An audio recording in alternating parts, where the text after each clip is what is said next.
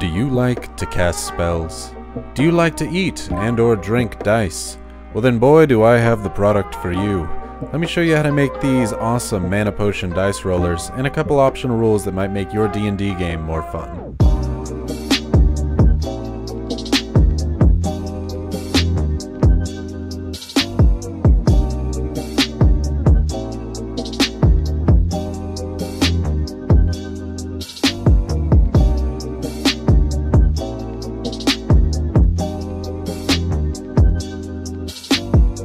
So if you haven't seen my health potion dice roller video, 1, check it out, but 2, these are going to be very similar, except they're going to be in these test tubey type vials rather than the potion looking vials of normal. I wanted to try it with some different ones and I thought this experiment worked pretty well. As long as they're big enough to get the dice inside and the dice have enough room to, when you shake them around, actually roll and change the number, then you should be pretty much good to go. I'm going to actually make the dice that go inside these as well out of the same resin that I make the mana in the potions out of. That way it's really hard to tell where the dice starts and the mana stops.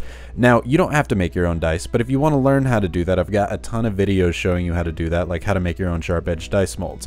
And what's going to really make these things pop are these Mica Flakes. Holy crap, they look like the stuff that makes your Pokemon cards holographic, and I like that. I like that a lot, so we're going to use that in this. As always, when working with resin, make sure you wear your nitrile gloves and a respirator rated for fumes. I'm using Art and Glow resin today. I use it a lot because it's very cheap and I can get it in bulk for a lot cheaper than other resins, and it works well for this application. But always make sure you check out the material safety data sheet and make sure you make the informed decision that you're okay with using this type of stuff. It is a 1-to-1 mix by volume, so I mix up equal amounts. I'm mixing up a large amount here, so I don't use my silicone cups because it just wouldn't fit in the cups. I mix it for about 5 minutes and then boy, I get to open them Mica Flakes, and they, oh man, they're so pretty. I put a lot in here. I was a little overzealous at first. I thought, you know, I'm just gonna mix them up, see how it looked, and I was like, man, you know, this just looks pretty good. Why not double that? And so this is a lot. There are a lot of flakes in this, but honestly, it's a mana potion. It should look like it is coming out of some sort of arcane potion of I don't know. I think it looks good. Use less if you want to use less, but I think it looks good. I also use this Bria Ree's liquid glitter just in case anywhere that the Mica Flakes aren't, the glitter will shine through and make it pop even more. I'm dyeing it blue with this alcohol ink blue, which looks really good if you just let it sit there on the top of your resin for a little bit. But I only do 1 drop. Last time 2 drops was way too dark. I want this to look light blue and more mana-y. If you want it to look darker, use another drop. Before I pour the resin, I like to use pipettes to get my resin down into my dice molds. I think it helps get a lot of air out. That could just be me, but it works for me. The problem with using pipettes in this method is that you'll only get the little bits of the Mica Flake if you don't mix them up in like a blender beforehand. So if you want large micas in your dice, you want to make sure that you just pour it like I'm doing here into the mana potions. Now you got to be careful because these kind of pour out a little chunky. The Mica Flakes like to pull a lot of resin with them, so you can see it's not exactly a smooth resin pour as I'm doing this.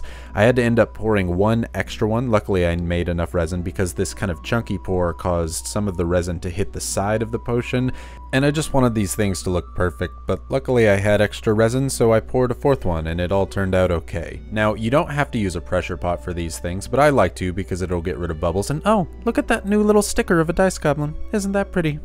I'll have to show you guys those later because they are pretty cute, and I'm going to plan on doing something with them for you all later, so stay tuned for Dice Goblin stickers. Now, I'm going to put them in a pressure pot because it removes bubbles. Again, you don't have to do this, but I want these to be absolutely clear mana potions. If you wanted to try and remove them without the pressure pot, just let them sit and then you might be able to take the bubbles off with a lighter, which we're going to use here on this experiment. Now, I wanted to try and make this out of some thicker cardstock paper. I wanted to make some labels for these dice potions. So I cut out a greater mana potion, lesser mana potion, and a superior mana potion. I take a lighter and try and burn the edges, and it looks, I don't know, it looks okay. It looks kind of like a middle school art project, so I think we could do better. I'm just going to use the labels that I had from the health potions. I think that they look all around more old-timey and better. So you can see here I did red for the potion of healing, so I got to go blue for the potion of mana. I also realized I was saying mana potion before, so I changed it up to the proper Dungeons & Dragons naming convention. I put 1d4, 1d6, and 1d8 on the back of these respectively, and I'll show you why after a bit those are put on there. Now, these have cured. They look fan-freaking freaking tastic. I was so excited by how these little blue potions came out.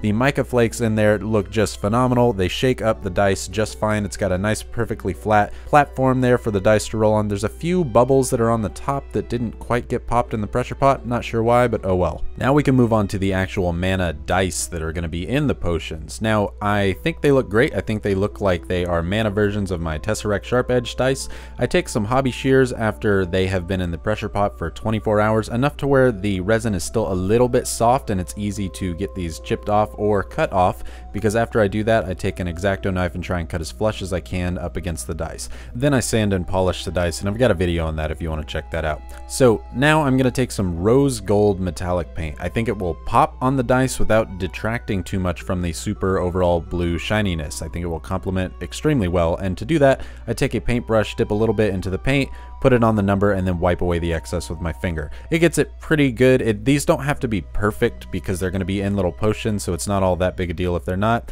Pro tip, you can set your D4 in a little silicone mold to paint it a lot more easily. Now we can move on to tying the labels on. I'm using some of that twine from the health potion stuff. I just tie it around the top, and that's probably fine. I snip off some with scissors. You don't have to do that, but I like to, and I take some glue to make sure that the knot will never come undone. Another thing you can do if you don't want the rope to be moving around all that much is put a little bit of glue on the glass and then slide the knot up on there. Now they'll stay put if you want them to. And all in all, those are pretty much complete.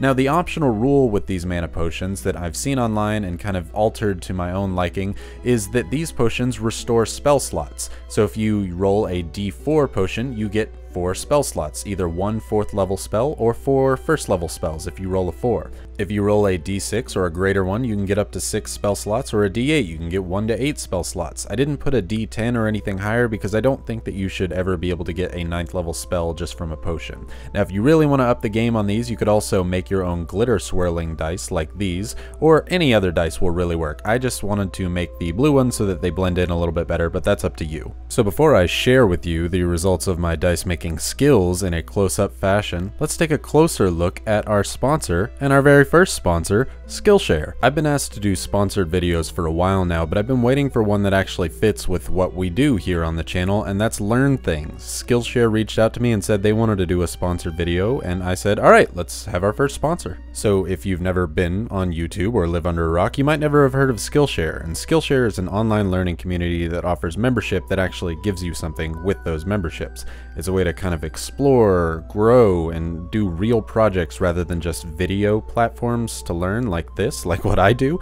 They give you things with your videos so that you can actually practice them like homework, except it's fun because it's the stuff that you look for. Skillshare offers classes that are designed around your life. They come in little bits at a time or all at once, because if you want to do everything a little bit at a time because you only have so much time, like I do, that works better. I can't do everything all at once. It's better to just take it bit by bit so that I can learn and grow at my own real pace. There are tons of different classes that apply to dice making or tabletop in general, like learning to make things out of resin or alcohol ink, or using blenders so you can model your own dice if you wanted to learn how to do that. I'm currently taking a class on video editing for Adobe Premiere that shows me how to edit faster and more efficiently so that I can get these videos out in a timely manner and it doesn't take so much of my freaking day making these videos. So make 2020 a year where you're going to explore new skills and passions and get lost in your creativity with Skillshare's online classes. What you find might surprise you. I'll even give you a jump start. Click the link in the description to get 2 free months of premium membership and explore your creativity with Skillshare. Anywho, back to the math rocks that are looking mighty